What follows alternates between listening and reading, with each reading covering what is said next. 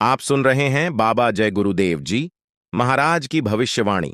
बाबा जी सत्संग सुनाते हुए एक ऐसे भविष्यवाणी कर दिए जो पूरे विश्व के लिए हाहाकार मचाने वाला है। बाबा जी एक ऐसे चंडी देवता को बताए हैं जो पूरे विश्व का धन गायब कर देगी। हालांकि इसका असर अभी आपको देखने को मिल रहा होगा। लगभग विश्व में बहुत ऐसे देश हैं जो भूखे मर रहा है। उसका धन बिल्कुल गायब हो चुकी है। अब धीरे धीरे पूरे विश्व के सभी देशों में इसका असर देखने को मिलेगा। बाबा जय गुरुदेव जी महाराज को भारत का नास्त्रेदमस कहा जाता है। मैं तो कुछ अमूलक चीज देने आया हूं, लेकिन मेरी कुछ जरूरी बातें सुन लो। आगे बड़ी तकलीफ आने वाली। कोई भगवान आपको और महात्मा श्राप नहीं देते, वो कुछ नहीं। महात्मा तो कभी देते ही नहीं, सवाल ही नहीं। भगवान भी नहीं देता। लेकिन जो जो आपने कर्म किए हैं उसका तो आपको दंड मिलेगा। तो बताइए, आपने कुछ बचाव के लिए सोचा है तो आगे बहुत तकलीफ आने वाली है। 47 सालों में इतनी तकलीफ नहीं आई। ऐसी बीमारियां आपने नहीं देखी, ऐसे झगड़े नहीं देखे, समझ गए, ऐसी महंगाई नहीं देखी आपने, अर्थ की ऐसी कमी, रुपए पैसे की कमी नहीं देखी। ये सब आगे आने वाली है। उसको मैं संकेत दे रहा हूं कि तुम लोग इसको सुन लो और सुन करके कोई बचाव का सोचो, समझ लो इस बात के लिए। तो मेरी बात सुनो।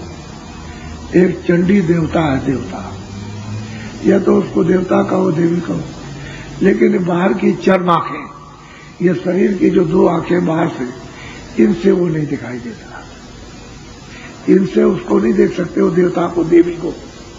किससे दिखाई? जब अंदर की दिव्य ज्ञान चक्षु खुल जाए, उससे वो दिखाई देता।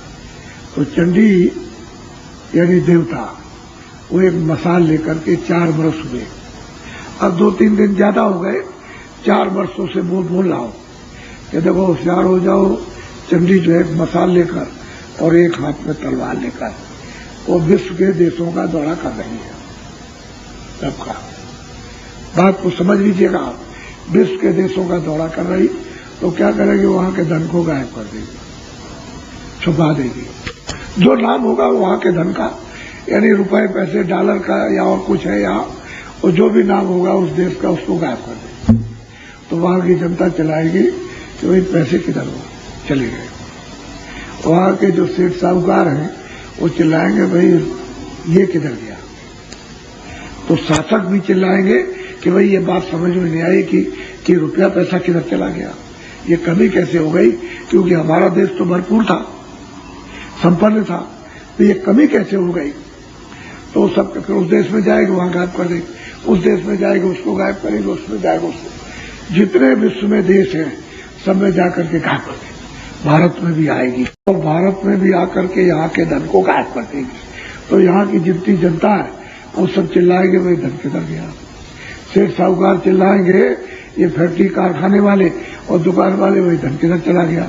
तो शासक लोग भी चिल्लाएंगे, जो शासन करते हैं, वही धन किधर चला गया, ये चिल्लाएंगे बड़े जोर के साथ। तो क्या करेगी वो चंडी कि राष्ट्रपति और प्रधानमंत्री के मन को खराब कर देगी।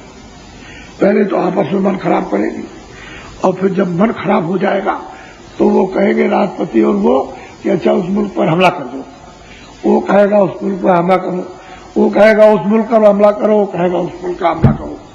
तो ये बच्चों, जब एक दूसरे मुल्क पर हमला होने लगेगा और उधर वो ये गायब कर देगी, तो ये बताओ कि लड़ाई में ये नहीं लगता, ये लगेगा नहीं लगेगा।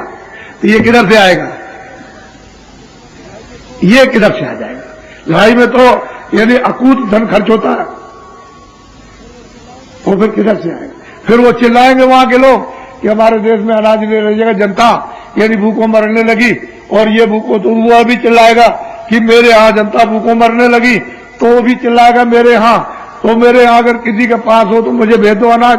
तो जब अनाज नहीं होगा तब क्या होगा? कोहराम मचेगा, ओला।